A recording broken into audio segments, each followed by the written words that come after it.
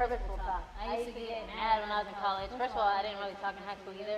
So I learned when I got to college, my coach was a really good like point guard leader, and so I learned a lot. And basically, I used to get mad when I was supposed to know what I was doing, what to do, because I was like, go, go, go, and they're like, go where? Like she said, they don't know where to go. So it's purposeful talk like, I need you here at the block, I need you on the wing, stuff like that. And that's stuff that you guys have to practice now. So when it gets to game situation, it's easy. Like, everybody will look at you and know that you're confident in what's going on and what you see, and just the whole atmosphere in general. So talk, but don't just say, oh, good job, or whatever. Like, learn each other's names. I mean, we had 3 hours. There's plenty of times that you pass to each other and, slap hands and none of those things. So when you come to, like, environments like this, really try and be known, make yourself known, and really give everybody else energy, because that's what point guards do.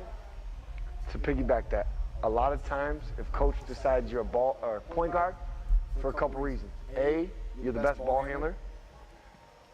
B, you handle pressure the best. Or as I was talking to a college coach today, and I was talking to him about one of his players that's transitioning to point guard. And I said, what do you think? What is going to determine whether she's going to be successful? And he said, if mentally she can wrap her head around everything that happens as a point guard. So a lot of you are probably point guards because of that. Does that make sense? Now the person I'm talking about is transitioning to a point guard, okay? She's played another position the last few years. But a lot of you are, I know a lot of you. What goes on in your mind, you have great basketball IQ, and you gotta understand that not everybody has your IQ. That's why you're the point guard. Does that make sense? Should we go take our dumbest soldier and lead our military? No, and prior military, there's some guys that shouldn't even have a gun, let alone lead. Do you understand what I'm saying? Okay, so you gotta understand that they don't, like you said, she said, they don't know your mind. Does that make sense? I think that's why one of her teammates, Becky Hammond, was such a great communicator, because Becky's basketball mind is like, it's a basketball encyclopedia in her brain.